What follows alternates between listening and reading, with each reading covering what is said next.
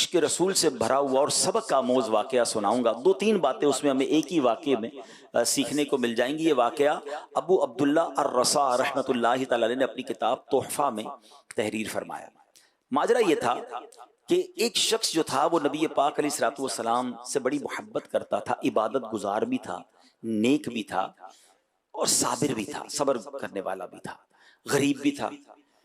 एक दिन रात को उसकी आंख खुली तो उसने देखा कि बच्चे रो रहे हैं।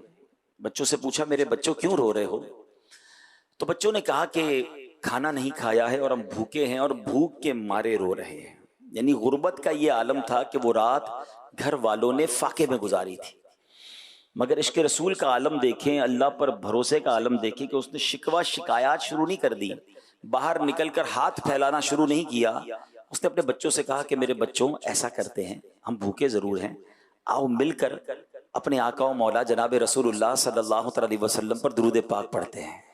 क्योंकि जब बंदा दुरूद पाक पढ़ता है तो उसकी परेशानियां दूर हो जाती हैं, उसकी मुश्किलें आसान हो जाती हैं। सोचे कैसा घर होगा जहाँ सारे भूखे हैं मगर शिकवा नहीं है, सब सरकार दो आलम अलैहिस्सलातु वस्सलाम की बारगाह में दुरूद पढ़ रहे हैं। शायर कहते हैं ना, फरियाद उम्मती जो करे हाले जार में, पुकारे तो सही ना, दिल से याद तो करे उन्हें।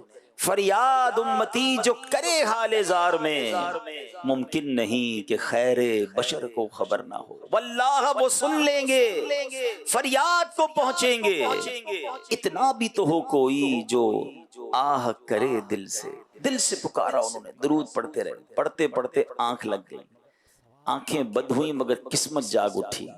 ख्वाब में सरकार दो आलम सल्लल्लाहु अलैहि वसल्लम की जियारत हुई और आका अलैहिस्सलातु वस्सलाम ने फरमाया कि फला फला शख्स के पास जाओ, उसको कहना कि जो तुम्हें अल्लाह ने माल दिया है उसमें से मेरी मदद करो, और सुनो हमारे नबी अलैहिस्सलाम ने तुम्हें सलाम कहा और फरमाया जो तुम्हारे लिए दुआ थी ना वो कबूल हो गई है। ये शख्स उठा और उठने के बाद जब उसने नाम पर गौर किया तो पता चला वो तो हमारे इलाके का बहुत मालदार शख्स है, मगर वो तो मुसलमान नहीं है, मजूसी है। मजूसी कहते हैं आग की पूजा करने वाले को, कहते वो तो आग के पुजारी है, मैं मेरे नबी अलैहिस्सलाम उसके पास क्यों भेजेंगे, और अपना सलाम भी दे रहे हैं। टेंशन के, ऐसा हो नहीं सकता, लगता मैंने सही नहीं सुना, फिर सो गया।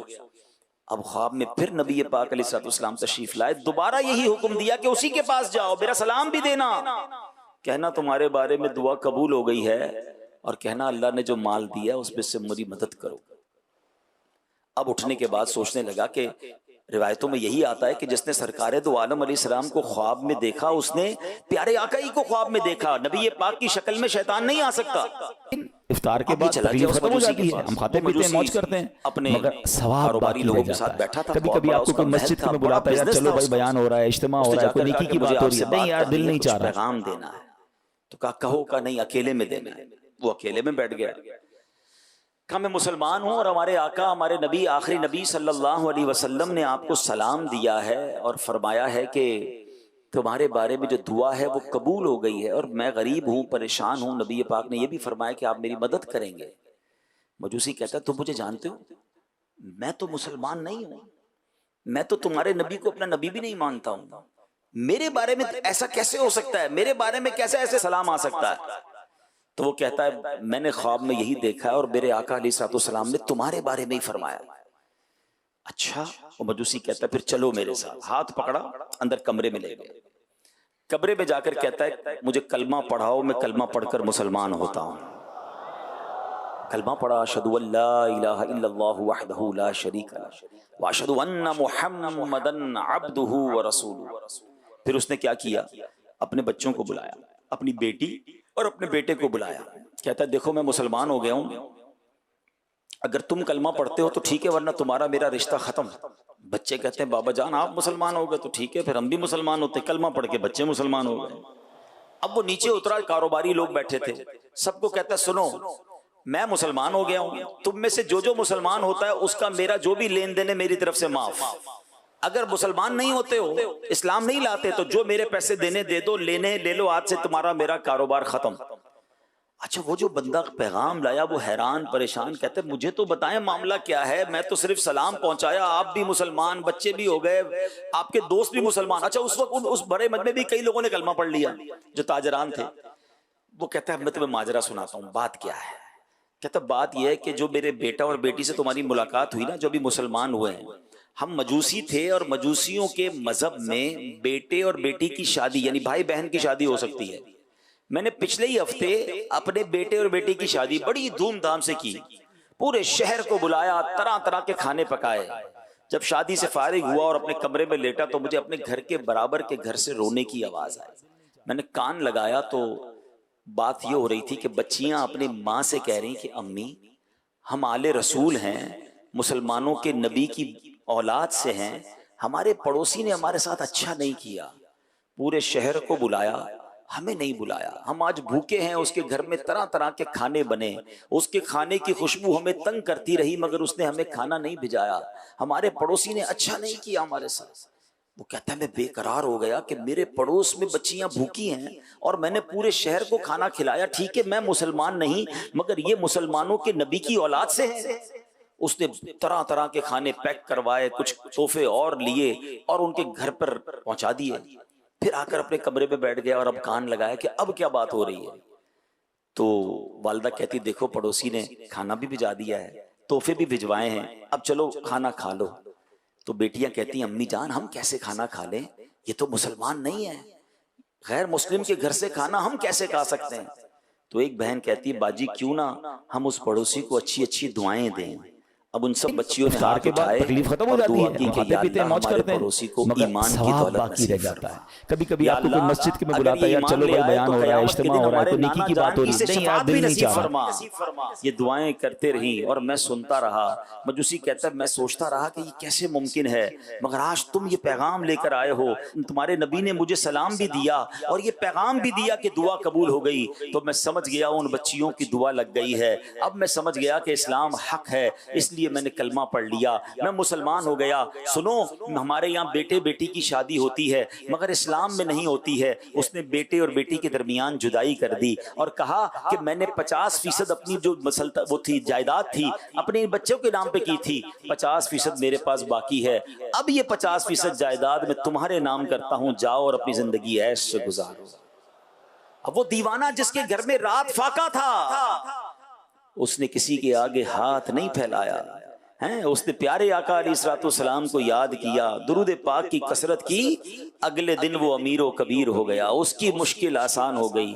और फिर सीखने को क्या मिला कि आले रसूल की खिदमत की तो अल्लाह ने उस मजूसी को ईमान भी अता कर दिया। और सुभान अल्लाह, अल्लाह की रहमत से उम्मीद है नबी पाक की शफाअत भी उसे नसीब हो जाएगी।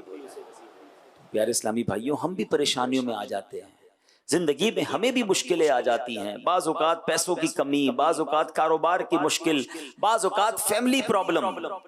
किसी से बात ना किया करें, किसी के आगे हमें जिक्र नहीं करना।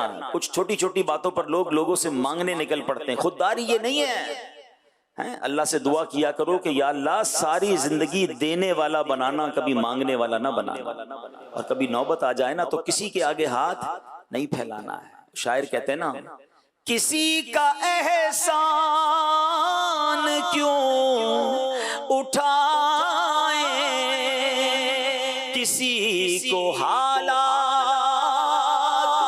क्यों बताए, तुम्ही से मांगे ये तुम ही दोगे, तुम्हारे दर से ही लो लगी है। जिंदगी का ये उसूल बना, मुश्किल है अल्लाह की बारगाह में अर्ज करें, नबी पाक अलैहिस्सलाम की बारगाह में फरियाद करें, इंशाअल्लाह वहां से करम होगा, निगाह रहमत होगी। हमारा यही तो प्रॉब्लम है, हम दुनिया वालों से कहते हैं अल्लाह की बारगाह में अर्ज नहीं करते हैं। और सच्ची बात बताऊं, ये भी एक तजर्बे की बात आपको बता देता हूँ, शायद आपको काम आए। दुनिया वालों को जब अपना दर्द बताते हैं ना, अपनी मुश्किल बताते हैं, अपनी परेशानी बताते हैं, सब नहीं मगर अक्सर आपका पीछे से मजे लेते हैं।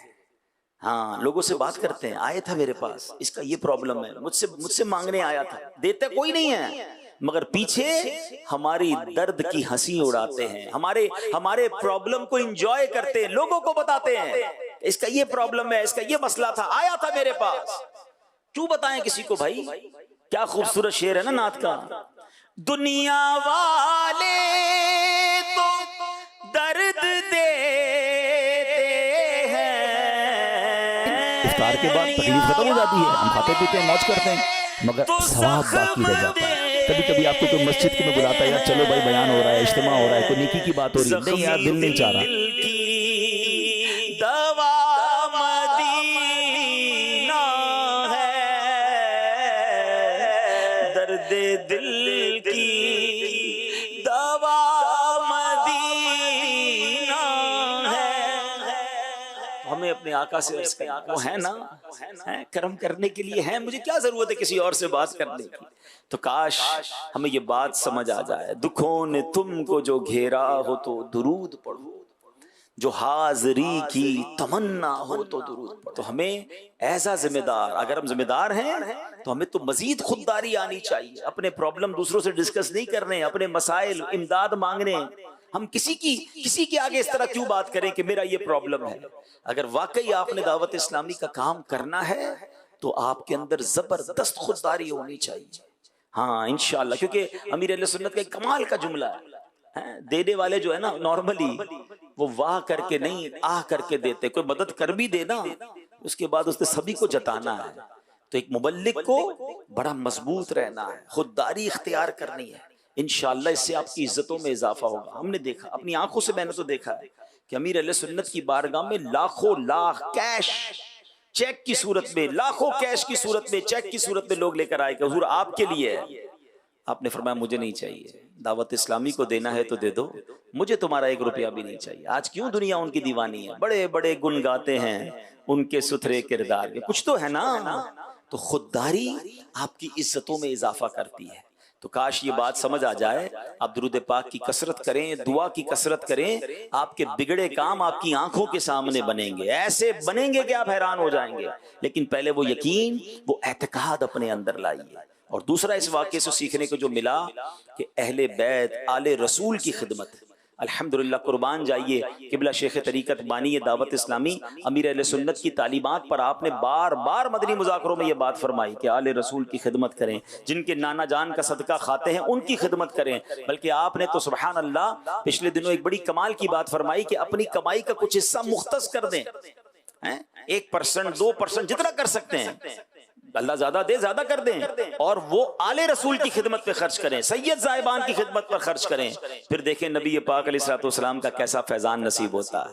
बल्कि मुझे याद है, मेरा ख्याल इस बात को अब 6-8 महीने हो गए, एक बदरी मुज़ाकरे में तो एक कमाल कैफियत में थे अमीर अहले सुन्नत। मैंने अपनी जिंदगी में कम ऐसी कैफियत में अमीर अहले सुन्नत को देखा। इस तरह के अल्फाज नॉर्मली आप अदा नहीं फरमाते, मगर आपने क्या फरमाया कि जो आले रसूल की, किसी भी सैयद, गरीब सैयद की माहाना 12,000 रुपए, जो मुझे याद है अल्फाज, 1 साल तक 12,000 हर महीने किसी सैयद साहब की खिदमत करे और अपने वालिदैन के लिए कहा कि मेरे वालिदैन को भी उसका इसाल कर दे, अगर कयामत के दिन मुझे कोई मर्तबा मिला तो मैं उसको अपने साथ जन्नत में ले जाऊंगा।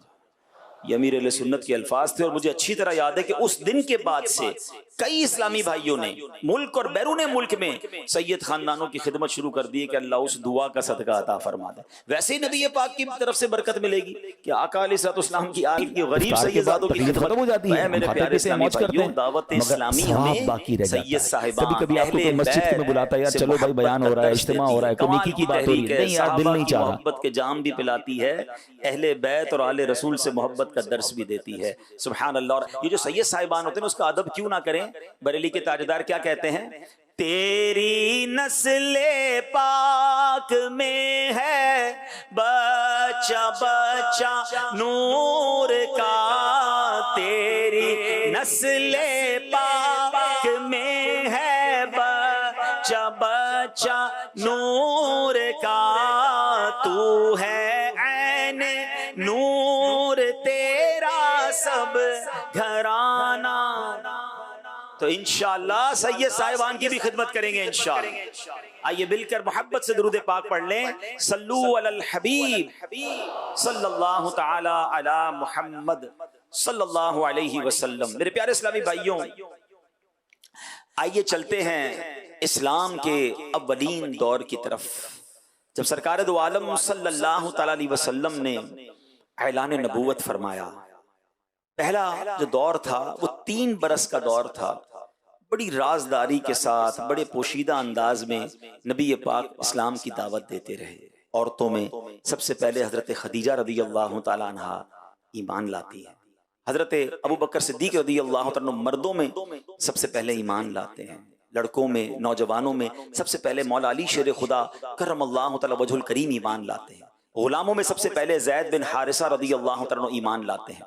फिर सैयदना अबू बकर सिद्दीक रदी अल्लाह तआला की दावत व तबलीग से सैयदना उस्मान गनी, हजरत जुबैर बिन अल-अव्वाम, हजरत अब्दुर्रहमान बिन औफ, हजरत साद बिन अबी वक्कास, हजरत तलहा बिन उबैदुल्लाह रदी अल्लाह तआला भी जल्द ही ईमान ले आते हैं। वाज़ेह रहे कि जो सबसे पहले ईमान लाए ना, इनको साबकीन अव्वलीन के लक़ब से सरफराज फरमाया गया। इनकी फहरिस्तों पर जब नजर दौड़ाएं तो पता चलता है जो सबसे पहले इस्लाम लाए ना, वो पहले ही नेक तबआ थे, अच्छी सीरत वाले थे। कुफ़ारे मक्का के शिर्क व बुत परस्ती और मुशरिकाना जो रसूम थी, जाहिलियत की जो रसूम थी, वो उससे मुतनफ़िर और बेजार थे। चुनांचे नबी बरहक के दामन में दीन हक की तजल्ली देखते ही ये नेक बख्त लोग परवानों की तरह शमे नबूवत पर निसार होने लगे और मुशर्रफ ब इस्लाम हो गए। अब दूसरा दौर आया, जब 3 बरस गुजर गए, एक जमात तैयार हो गई। उसके बाद अल्लाह ताला ने नबी पाक अलैहिस्सलाम से पर सूरह शुअरा की आयत व अंज़िर अशीरतकल अक़रबीन नाजिल फरमाई और खुदाबंद ताला का हुक्म हुआ कि ऐ महबूब अब अपने करीबी खानदान वालों को अल्लाह से डराइए। तो नबी पाक अलैहिस्सलाम ने कोहे सफ़ा की चोटी पर चढ़कर कुरैश के लोगों से फरमाया था। जब सब कुरैश जमा हो गए तो आपने फरमाया, है मेरी कौम, अगर मैं तुमसे कहूं कि इस पहाड़ के पीछे एक लश्कर छुपा हुआ है जो तुम पर हमला करने वाला है, तो क्या तुम लोग मेरी बात का यकीन कर लोगे? सबने यक जबान होकर कहा कि हाँ हाँ, आप अलैहिस्सलाम की हर बात का यकीन करेंगे क्योंकि हमने आपको हमेशा सच्चा और अमीन पाया है। अब यहां तक मैं रुकता हूं, आपसे बात करना चाहता हूं। नबी पाक ने 40 साल मक्के के लोगों में जिंदगी गुजारी। 3 साल ऐलान नबूवत के बाद, यानी 43 इयर्स उन्होंने प्यारे आका को देखा था। ईमान वाले नहीं थे, के बाद तकलीफ खत्म हो जाती है, हम खाते पीते हैं, मौज करते हैं, मगर हमने सवाब बाकी रह जाता है। कभी कभी आपको कोई मस्जिद के में बुलाता है, यार चलो भाई बयान हो रहा है, इज्तिमा हो रहा है, कोई नेकी की बात हो रही है, नहीं यार दिल नहीं चाह रहा। ऐसा पेश किया कि लोग आपको सच्चा और अमीन मानते थे। मैं हम सब एक दूसरे के बारे में गौर करें, अपने बारे में गौर करें। मुझे मदनी चैनल के नाजरीन से भी मेरा ये सवाल है, मेरे आका की सच्चाई और अमानत का गैर मुस्लिम भी इकरार करें, मैं भी तो उनका उम्मती हूं। मेरी सच्चाई और अमानतदारी का क्या मुसलमान इकरार करते हैं? अभी गैर मुस्लिमों को छोड़ दें, मेरे खानदान वाले इकरार करते हैं, मेरे पड़ोसी इकरार करते हैं, मुझसे कारोबार करने वाले इकरार करते हैं। गौर करें कितना फर्क है।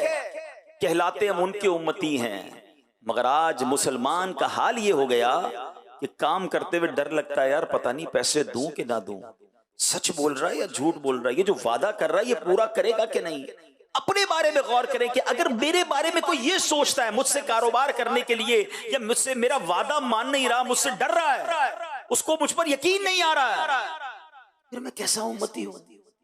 अल्लाह अकबर। मेरे आका की अमानतदारी का आलम यह था, आपको याद होगा कि नबी पाक अलैहिस्सलाम ने जब मक्के से मदीने हिजरत फरमाई थी तो उस वक्त मौला अली शेर खुदा करमल्लाहु तआला वजहुल करीम को अपने बिस्तर पर सुलाकर क्या फरमाया था कि ए अली, सुबह को मक्के वालों की अमानतें वापस देकर तुम भी मदीने आ जाना। तवील वाकया है, मगर यहाँ जो एक मदनी फूल सीखने को मिला कि उस वक्त भी जान लेने आए थे नबी पाक की, मगर अमानतें भी प्यारे आका के पास ही रखवा रहे हैं। समझ रहे बात को कि जो ईमान नहीं ला रहे, मगर उनको ये पता था कि ये अमानतदार है। अल्लाह अकबर। मैं कैसा हूं? और फिर अगर मैं दावत इस्लामी का जिम्मेदार भी हूं, मैं एक मजहबी हुलिये वाला भी हूं, मेरे चेहरे पे दाढ़ी भी है, मेरे सर पर इमामा भी है, मेरे साथ कोई तंजीमी जिम्मेदारी का टैग भी है, फिर मेरी अमानतदारी का आलम क्या होना चाहिए? फिर मेरी सच्चाई का आलम क्या होना चाहिए? और कीजिए, जिसने ये मजहबी हुलिया अपनाया ना, उसकी जिम्मेदारी और बढ़ जाती है, क्योंकि उसकी गलती पर लोग ये कहते हैं कि देखो दाढ़ी वाले ने, इमामे वाले ने, दीन का नाम लेने वाले ने क्या किया है। आप सिर्फ अपने आप से नाराज नहीं करते किसी को, फिर लोग मजहब और दीन और सुन्नियत से नाराज हो सकते हैं। तो खुदारा मेरे प्यारे इस्लामी भाई, अमीन और सादिक नबी के उम्मती हैं तो हमारे अंदर भी ये औसाफ होने चाहिए। मगर ऐसे प्यारे आका जब फरमा रहे हैं अपने ही खानदान वालों को, ये वो लोग थे जो आपकी सच्चाई और अमानतदारी का दुनिया भर में उनका डंका था, इकरार था।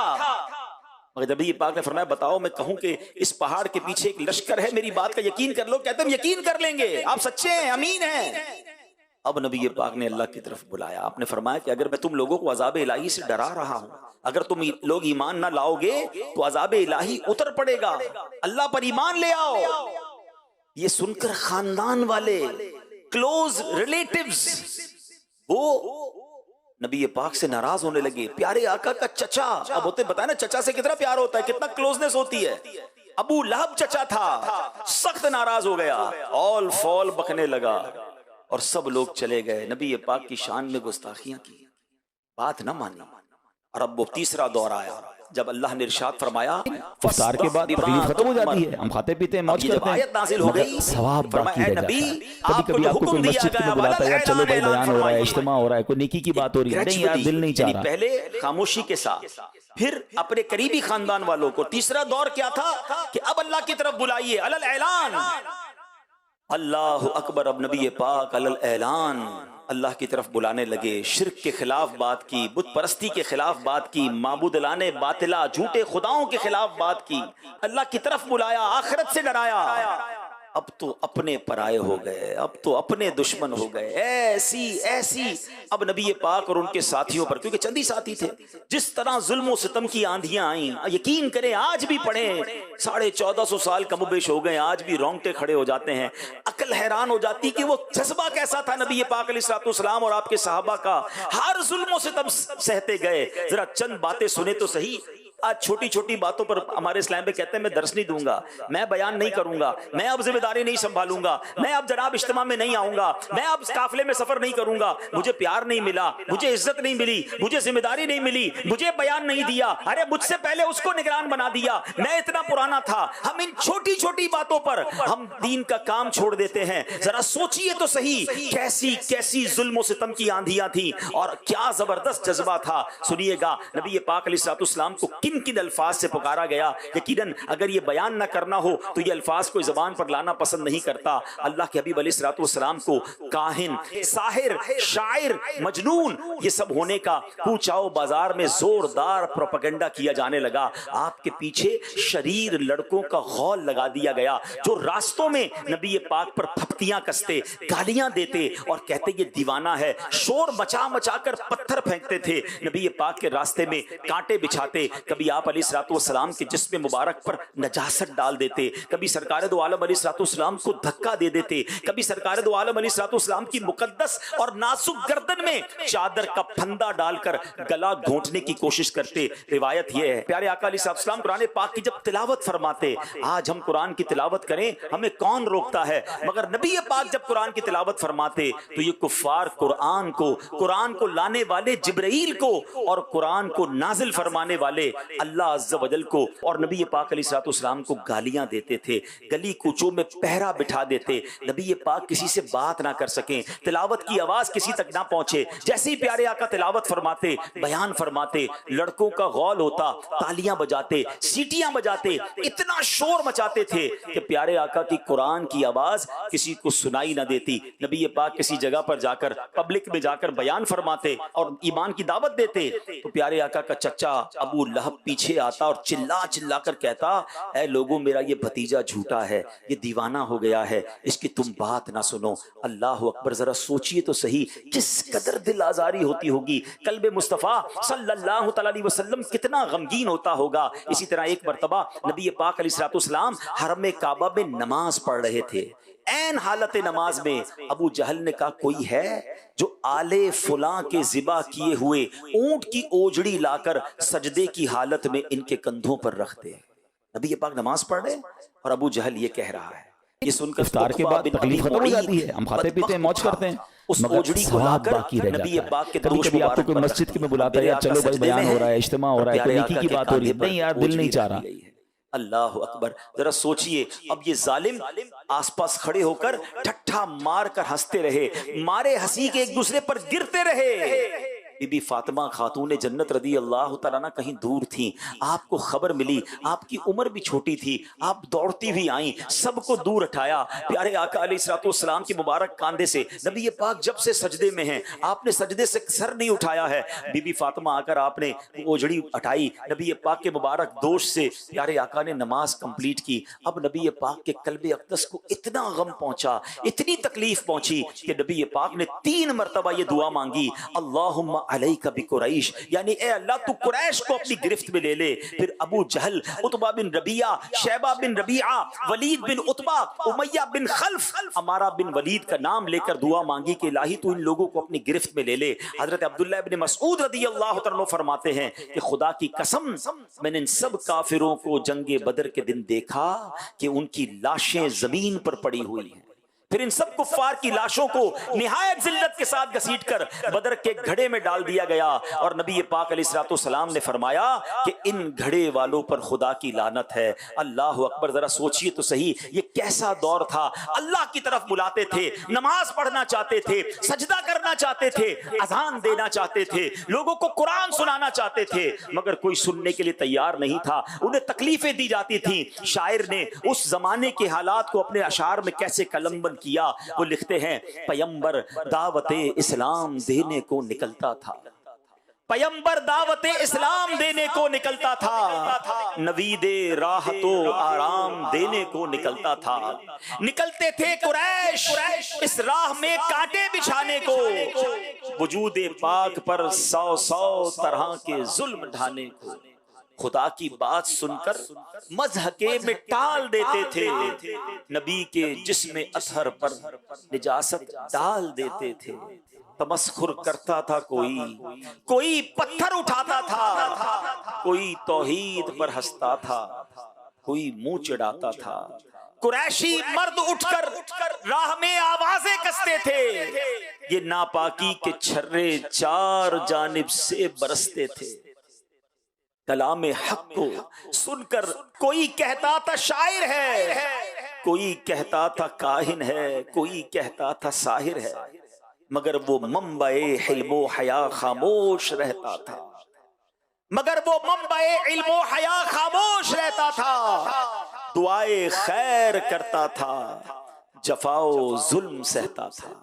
ऐ मेरे प्यारे इस्लामी भाइयों, आपने देखा कि हमारे प्यारे आका मक्की मदनी मुस्तफ़ा सल्लल्लाहु अलैहि वसल्लम ने इस्लाम की खातिर कैसी कैसी तकलीफें उठाई, कैसी सख्तियां झीली।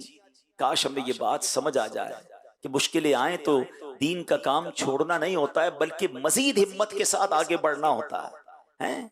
ये एक ही वाकया नहीं है। शाब अबी तालिब में क्या हुआ था, अब जब 7वां साल हो गया, कुफारे कुरैश ने जब देखा कि तादाद बढ़ती जा रही है, हज़रत हमज़ा भी ईमान ले आए, हज़रत उमर भी ईमान ले आए, ये तो आगे बढ़ते जा रहे हैं। प्लान किया कि अब किसी तरह चलो भाई बयान हो रहा है, इज्तिमा हो रहा है, जनाब रसूलुल्लाह सल्लल्लाहु अलैहि वसल्लम को शहीद कर दिया जाए। अब जब ये खबर पहुंची नबी पाक के चचा अबू तालिब को, तो उन्होंने बनी हाशिम और बनी मुत्तलिब को जमा करके कहा कि हमें हजरत मोहम्मद सल्लल्लाहु अलैहि वसल्लम के तहफ़्फ़ुज़ की खातिर अपने शौब यानी एक घाटी, पहाड़ों के दरमियान एक जगह होती है, वहां लिए चलते हैं। और जब कुफ़ार को पता चला कि ऐसा किया है 2 कबीले वालों ने, हैं बनी हाशिम ने और बनी मुत्तलिब ने, कि मोहम्मद सल्लल्लाहु अलैहि वसल्लम को गोया पनाह भी दे दी, तहफ़्फ़ुज़ भी दे दिया, तो अब उन्होंने क्या किया कि उन्होंने भी एक एग्रीमेंट लिखा कि कोई शख्स इनसे कोई ताल्लुक नहीं रखेगा, कोई इनसे रिश्ता नाता नहीं होगा, कोई चीज फरोख्त नहीं की जाएगी। एक मुआहिदा लिखा और काबा मुशर्रफा के दरवाजे पर लटका दिया गया कि जब ये भूखे रहेंगे, इनके पास अनाज नहीं पहुंचेगा, तो आखिरकार ये अल्लाह के नबी सल्लल्लाहु अलैहि वसल्लम की हिफाजत छोड़ देंगे और फिर माद अल्लाह हम उन्हें कत्ल कर देंगे। अल्लाह अकबर। मेरे प्यारे इस्लामी भाइयों, ये सोशल बाइकाट हो गया, यानी अब कोई भी वहां सामान नहीं बेच सकता था। वो एक पहाड़ के दुर्रे में, एक घाटी में कैद होकर रह गए। कैसे हालात थे सुनो। शायर कहते हैं, बड़ी सख्ती से करते थे कुरैश उस घर की निगरानी, बड़ी सख्ती से करते थे कुरैश उस घर की निगरानी, ना आने देते थे गल्ला इधर ता हद इम्कानी। कोई गल्ले का सौदागर अगर बाहर से आ जाता तो रस्ते ही में जाकर बू लहब कम वक्त बहकाता। पहाड़ों का दर्रा एक कला बहसूर था गोया, खुदा वालों को फाको मारना मंजूर था गोया। रसूलुल्लाह लेकिन मुतमईन थे और साबिर थे, रसूलुल्लाह लेकिन मुतमईन थे और साबिर थे। खुदा जिस हाल में रखे इसी हालत पे शाकिर थे। मगर मेरे प्यारे इस्लामी भाइयों, आपको पता है उस दुर्रे में, उस शाब में रहने वाले बच्चों का हाल क्या था, लोगों का हाल क्या था? क्योंकि खाना पीना बंद हो गया, सोशल बाइकाट था, कोई अनाज लेकर भी नहीं जा सकता था। बड़ा कुफार कह कह मारते, कितने दिन भूखे रहेंगे, कितने दिन बर्दाश्त करेंगे। खवातीन का दूध खुश्क हो गया, कई कई रोज भूखे रहने से लोग बेताब हो गए, अब दरख्तों के पत्ते उबाल कर खाने लगे। हजरत सैयदना साद बिन अबी वक्कास का खुद बयान है, एक रात मुझे खाने को कुछ नहीं मिला तो चमड़े का एक टुकड़ा मिला, मैंने उसे पानी से धोया, आग पर भूना, कूट कर पानी में घोला और सत्तू की तरह पीकर मैंने अपने पेट की आग बुझाई। शायर कहते हैं वो भूखी बच्चियों का रूठ कर फिलफौर मन जाना, खुदा का नाम सुनकर सब्र की तस्वीर बन जाना, तड़पना भूख से कुछ रोज आखिर जान खो देना, वो माओं का फलक को देखकर चुपचाप रो देना। रजाओ सब्र से दिन कट गए उन नेक बख्तों के खाने के लिए मिलते रहे पत्ते दरख्तों के।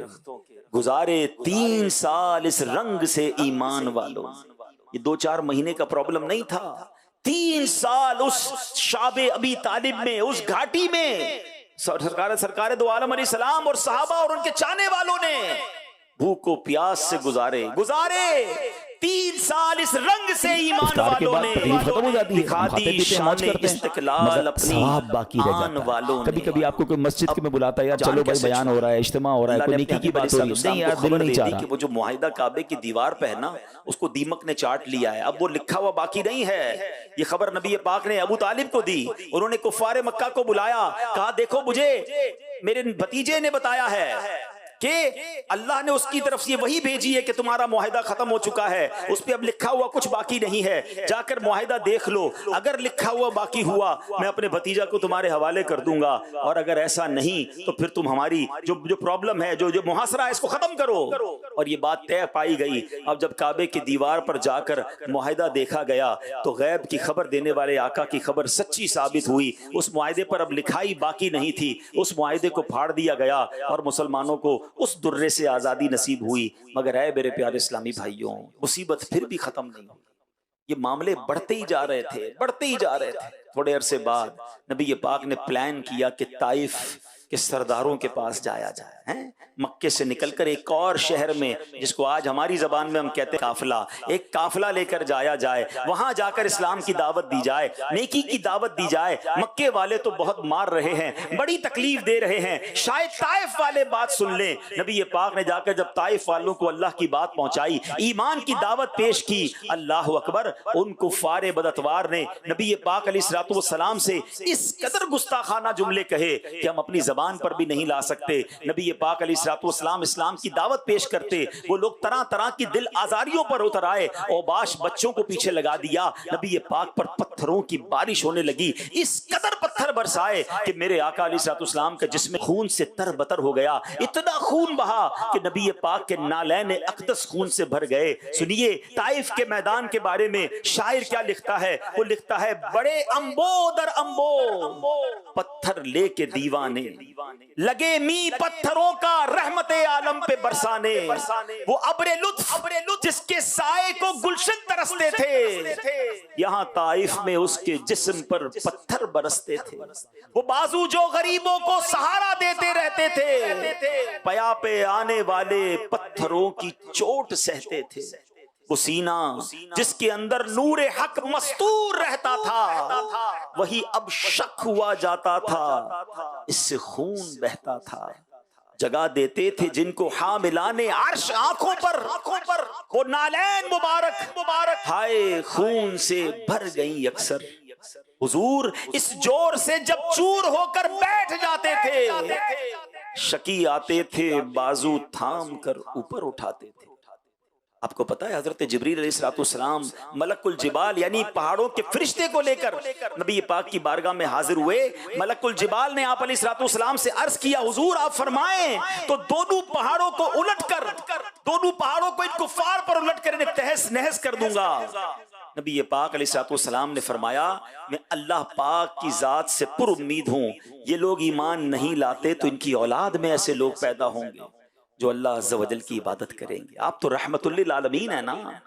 अगर ये लोग आज इस्लाम पर ईमान नहीं लाते, खुदाए के बाद तकलीफ खत्म हो जाती है, हम खाते पीते हैं, मौज करते नहीं हैं, आते, मगर सवाब बाकी रह जाता है। कभी-कभी आपको कोई मस्जिद में बुलाता है, यार चलो भाई बयान हो रहा है, इज्तिमा हो रहा है, कोई नेकी की बात हो रही है, नहीं यार दिल नहीं चाह रहा। एक रोज आकर सर झुकाएं। ऐ मेरे प्यारे इस्लामी भाई, कौन कौन सी दास्तान सुनाऊं? हजरत बिलाल का मक्के की तपती रेत पर लेटना सुनाऊं, या हजरत खब्बाब का जलते हुए कोयलों पर लिटाना सुनाऊं कि आपके कमर से चिरबी पगलती है और कोयले बुझ जाया करते हैं। और हजरत उमर जब वो पीठ देखते हैं तो आंसू बहाते हैं कि ऐ खब्बाब वो पीठ दिखाओ जो इस्लाम की खातिर जलाई गई। हजरत सुमैया की शहादत का वाकया सुनाऊं, या आले यासिर पर होने वाले मजालिम की दास्तान सुनाऊं, सैयदना अबू बकर सिद्दीक को किस कदर मारा गया वो आपके सामने बताऊं, या साहबा इकराम को चटाइयों में लपेटकर आग की धूनी देकर बेहोश कर देने वाले वाकयात सुनाऊं। किसी को तो डुबकियां दी जाती कि कहो अल्लाह का इनकार कर दो, उसका सांस घुट जाता, मरने के लिए तो तैयार हो जाते मगर रब का इनकार ना करते थे। बताइए तो सही, हम हमारे लिए कितनी आसानियां हैं। हम पंखों के नीचे बैठे हैं, कई जगहों पर तो एयर कंडीशन चलता है, मगर हम फिर भी दीन की खिदमत के लिए वक्त नहीं निकाल पाते। हम तो कितने खुशनसीब हैं, बैठे बिठाए मुसलमान बन गए हैं। माँ बाप मुसलमान तो मुसलमान घराने में पैदा हुए। मैं आपको सिर्फ आज का एक वाकया सुनाता हूँ, अभी थोड़ी देर पहले का वाकया है। कितना आसान है मेरे और आपके लिए कलमा पढ़ना। मुझे कुछ अरसा पहले एक नौजवान से राब्ता हुआ, उसने बताया कि मैं मुसलमान नहीं हूँ, मुझे मुसलमान होना है। अल्हम्दुलिल्लाह उसने भी कलमा पढ़ा, उसके घर वाले भी मुसलमान हो गए। दावत इस्लामी के शोबा FGRF ने उनकी कुछ हेल्प भी की। मगर कल मदनी मुज़ाकरे के दौरान मुझे मैसेज आता है कि मैं एक ऐसी कैफियत में आ गया हूँ कि मैं फिर से गैर मुस्लिम हो गया हूँ। मेरे तो पैरों तले जमीन निकल गई। फिर राब्ता किया उससे, उसकी प्रॉब्लम सुनी, पता चला कि उसको उसके घर वालों ने मारा, इतना मारा, कहता है मेरी जान का खतरा है। फिर उसने कुछ कोशिश हमारे इस्लामी भाइयों ने की, वो मुसलमान हो गए। थोड़ी देर पहले बयान के लिए मैं बैठा था, उसका मैसेज आया, अल्हम्दुलिल्लाह मेरी ज़ौजा भी मुसलमान हो गई, लेकिन अब भी हमारी जान को खतरा है। बहुत मुश्किल है हमारे लिए, अपने ईमान का इजहार नहीं कर पाएंगे। अब ये तो एक वाकया है और हमारे वतन पाकिस्तान का वाकया है, ठीक है, हम उसकी क्या हेल्प कर सकेंगे इस पर गौर करेंगे। लेकिन मैं जो समझाना चाह रहा हूं, मैं उसकी तफसील ज्यादा ऑन एयर नहीं बता सकता, मगर मैं आपको जो बताना चाह रहा हूं कि कितना आसान है मेरे और आपके लिए। क्या इस्लाम कबूल करने के लिए मैंने आपने मार खाई? मुझे कलमा पढ़ने के लिए किसने मारा? अल्लाह का नाम लेने के लिए मुझे किसने रोका? आज अजान हमारी गलियों में, हमारी मस्जिदें बनी हुई, हमें आवाज आती है। उस जमाने में अजान देने पे मार पड़ती थी, कुरान पढ़ने पर मार पड़ती थी, सजदे में जाते थे तो लोग मारते थे, काबा सामने था तवाफ नहीं कर सकते थे। और आज हम हैं कि मस्जिदें हमारे लिए दरवाजे खुले हैं, ठंडे पानी के कूलर लगे हुए हैं, वेलकम करने के लिए लोग तैयार हैं, मगर मस्जिदें वीरान हैं। कब जागेंगे? हमें तकलीफ क्यों नहीं होती है मुसलमानों को गुनाहों की तरफ जाते देखकर? हमें पता है हमारे कॉलेज यूनिवर्सिटी में क्या हालात हैं, वहां किस कदर तबाही बची हुई है। आज का नौजवान किस तरह इस्लाम के बारे में तसब्जुब का शिकार है। मैं आपको पिछले कुछ दिनों पुरानी बात में परसों शिकारपुर गया था, एक स्टूडेंट से मेरी मुलाकात हुई तो अल्हम्दुलिल्लाह बड़ी खुशी हुई। मगर इससे कुछ महीनों पहले जब मैं शिकारपुर गया, उस स्टूडेंट से मेरी मुलाकात हुई, कोई नेकी की बात हो रही है, मेरे पास आया, मुझे आके कहता है मैं दावत इस्लामी के कुछ बयानात सुनता हूँ, मगर जब से मैं इस यूनिवर्सिटी में आया हूँ अब मुझे अजीब अजीब वसवसे आ रहे हैं, इस्लाम के बारे में वसवसे आ रहे हैं, अल्लाह के बारे में वसवसे आ रहे हैं। और कहता है अभी भाई आपको यूनिवर्सिटी की हालात ही नहीं पता, क्या क्या बातें हो रही है स्टूडेंट के दरमियान। हमारे वतन पाकिस्तान की यूनिवर्सिटी की बात कर रहा हूं मैं आपको। अल्लाह का शुक्र हुआ, मैंने दावत इस्लामी के एक जिम्मेदार को बुलाया, उनको कनेक्ट किया, कुछ मैं भी उनसे राब्ते में रहा। अल्हम्दुलिल्लाह अभी मैं शिकारपुर गया, फैजान मदीना में वो इज्तिमा में आया और 12 दिन के मदनी काफिले में भी सफर के लिए तैयार हो गया। लेकिन एक इस्लामी भाई पर ना ऐसे कितने हजारों हमारे इस्लामी भाई इस्लामी बहनें होंगी जो दीन से ही अब जनाब कंफ्यूज फिर रहे हैं और हम अपनी मौज में हैं। हमें तो अब बहुत काम करना है। कहते हैं ना कि जितनी तेजी से सैलाब आता है उतना खतरनाक, उतना मजबूत बंद बांधना पड़ेगा, उतना ज्यादा हमें कोशिश करनी पड़ेगी। अब गुनाहों का सैलाब तो था ही, अब तो लादीनियत का सैलाब है।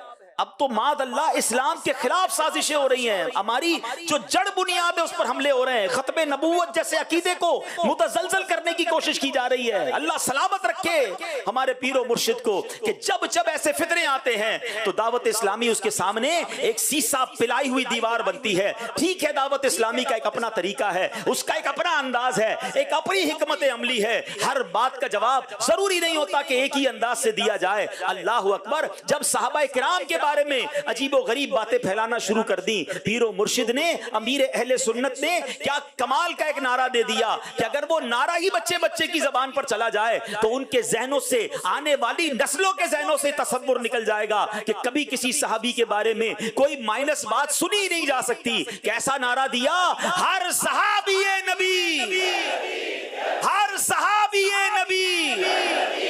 बस ये आखिरी कहता ना, फाइनल कर दिया कि हर जो भी नबी पाक का सहाबी है वो हमारे सर का ताज है। अरे वो कितनी मशहूर हदीस पाक है, अस्सहाबी कन नुजूम फबी अय्यिहिम इक्तदयतुम इहतदयतुम। मेरे सहाबा सितारों की मानिंद हैं, उनमें से जिनकी भी इक्तिदा करोगे तुम्हारा बेड़ा पार हो जाएगा, तुम हिदायत पा जाओगे। तो कैसे सहाबा के बारे में हम सोच सकते हैं? सहाबा से प्यार, अहले बैत से प्यार, और इंशाअल्लाह अपना बेड़ा पार है। अच्छा, फिर जनाब खत्मे नबूवत पर बात करें। अकीदा खत्मे नबूवत पर साजिशें होना शुरू हुई, अजीब अजीब बातें करना लोग शुरू हो गए। सुभान अल्लाह। दावत इस्लामी ने हर साल अल्हम्दुलिल्लाह यौम तहफ़्फ़ुज़ अकीदा खत्मे नबूवत तो मनाया जाता है, लेकिन उसके साथ एक बड़ी हिकमत अमली के साथ बड़ा प्यारा नारा दिया। और ये नारा भी आज दावत इस्लामी के मदरसों में, दावत इस्लामी के स्कूलों में और अब मदनी चैनल के जरिए दुनिया भर के बच्चे की जबान पर जारी है। आप भी अपने घर में अपने बच्चों को ये नारा सिखाएं और बार बार लगाएं, ताकि कहते ना हमारी गुट्टी में ये बात शामिल हो जाए, मुहम्मदे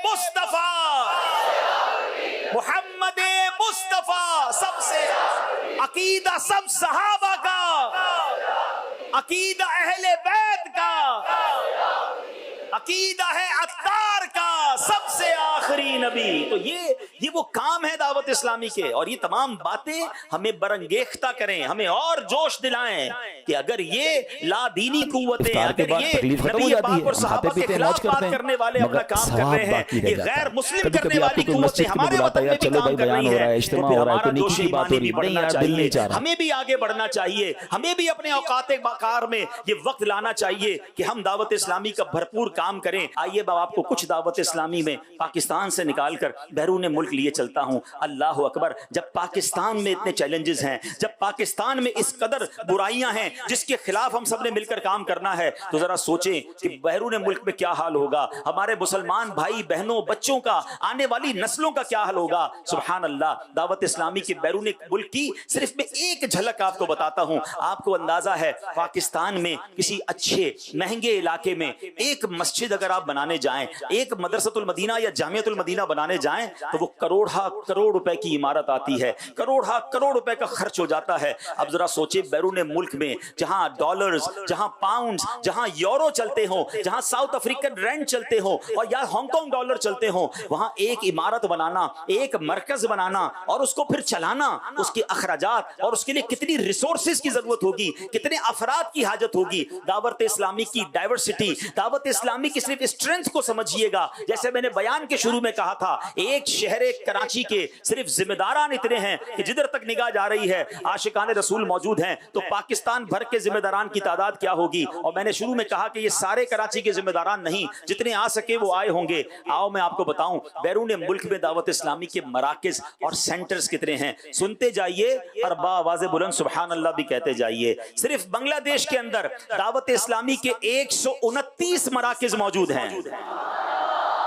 यूके के अंदर दावत इस्लामी के 103 मराकिज मौजूद हैं।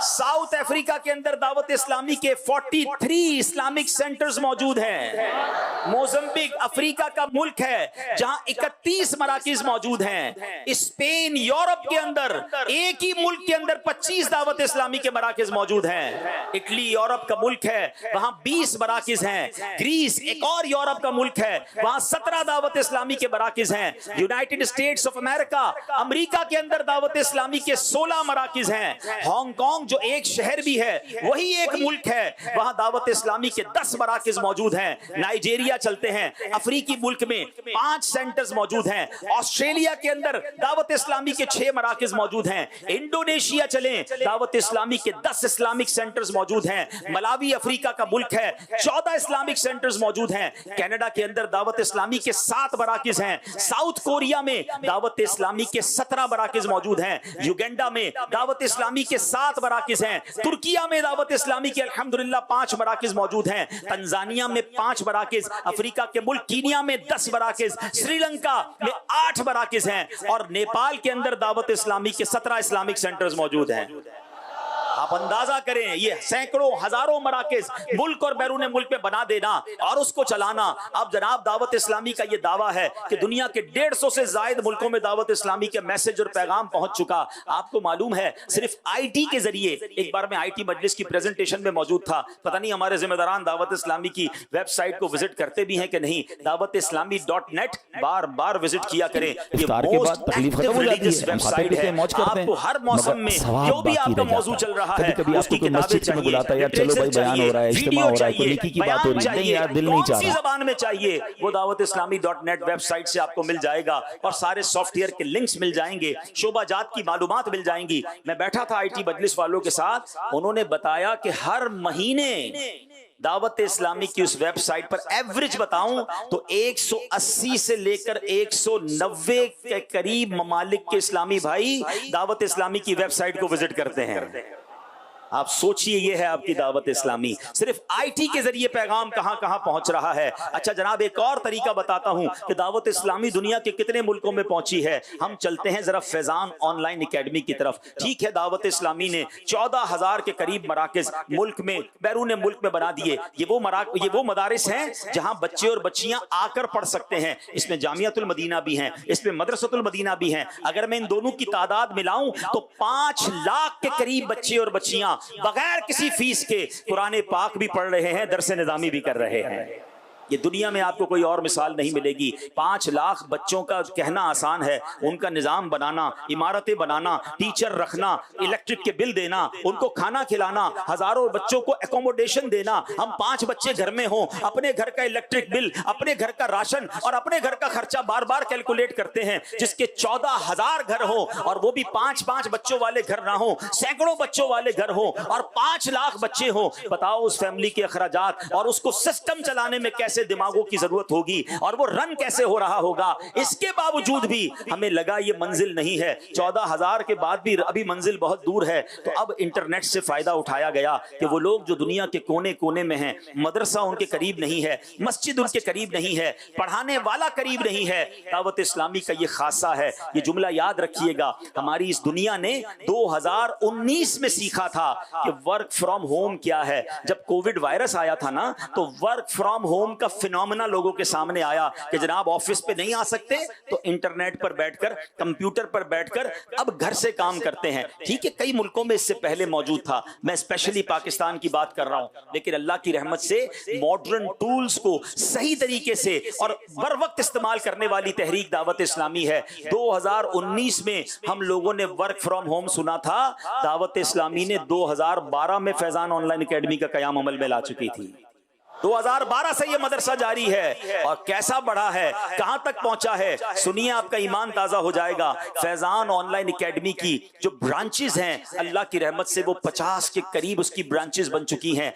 95 के करीब मुल्कों में, हम जो कहते हैं ना कि जनाब 150 से ज्यादा मुल्कों में, अरे 95 मुल्कों में तो हम ऑनलाइन वैसे ही पढ़ा रहे हैं, हमारे स्टूडेंट्स वहां मौजूद हैं। 95 मुल्कों में ऑनलाइन दर्जे जारी हैं और अल्हम्दुलिल्लाह 24,715 15 के करीब स्टूडेंट ऑनलाइन इस पे इल्म दीन हासिल कर रहे हैं। पहले कुरान के दर्जे शुरू किए, नाजरा कुरान पढ़ाया, डिमांड आई कि नाजरा तो पढ़ लिया हमने, अब हमें हिफ्ज़े कुरान करना है, हिफ्ज़े कुरान की क्लास शुरू कर दी। फिर पैगाम आया, जनाब आप दरसे निज़ामी के बड़े फजाइल सुने हैं, हमें दरसे निज़ामी करना है। दरसे निज़ामी ऑनलाइन शुरू कर दिया, अरबी लैंग्वेज कोर्स शुरू कर दिया, फर्ज उलूम कोर्स शुरू कर दिया। अरे इतने कोर्स, 40 खत्म हो जाती है, हम खाते पीते हैं, मौज करते हैं, फैजान ऑनलाइन एकेडमी ने शुरू किए और दुनिया भर के कभी लोग आपको मस्जिद में बुलाता है, यार चलो भाई बयान हो रहा है, इज्तिमा हो रहा है, कोई नेकी की बात हो रही है, नहीं यार दिल नहीं चाह रहा। सबसे पहले एक पैगाम लेकर जाना है, आज के तरबियती इज्तिमा से हौसले पस्त नहीं होने देने। रुकावटें आएंगी, सताने वाले आएंगे, आपको आपके खिलाफ बातें करने वाले आएंगे। अरे मुखालिफत तो नबी पाक अलैहिस्सलाम की भी हुई, सहाबा की भी हुई। अगर आप दीन का काम करेंगे, आप जनाब अकीदा खत्म नबूवत पर बात करेंगे, आप सहाबा किराम की इज्जत पर बात करेंगे, आप गैर मुस्लिमों को इस्लाम लाने की बात करेंगे। अरे दावत इस्लामी 20,000 से ज्यादा गैर मुस्लिमों को मुसलमान कर चुकी है और ये फैजान जारी है, तो कैसे ये कुव्वतें आपके खिलाफ बात नहीं करेंगी? मुखालिफत होनी है, सोशल मीडिया पर भी होनी है, लोग भी बात करेंगे, मगर आपको पता होना चाहिए कि मेरी मंजिल क्या है, मेरा मकसद क्या है। आइए मिलकर अपना मदनी मकसद दोहराइए। हमारा मदनी मकसद क्या है? मुझे अपनी और सारी दुनिया के लोगों की इस्लाह की कोशिश करनी है इंशाअल्लाह अज़्ज़ व जल। तो अपने मदनी मरकज से जुड़े रहें, अपने मकसद से जुड़े रहें और बड़े दिल के साथ छोटी छोटी बातों को खातिर में ना लाएं और आगे बढ़ें। रब्बे करीम से दुआ है, अल्लाह करीम हम सबको दावत इस्लामी के मदनी माहौल पर इस्तिकामत अता फरमाए, अपने शहर में भी, अपने मुल्क में भी, बल्कि दुनिया भर में जाकर दीन बतीन की खिदमत करने की तौफीक अता फरमाए। आमीन बिजाहिन नबील अमीन सल्लल्लाहु तआला अलैहि वसल्लम।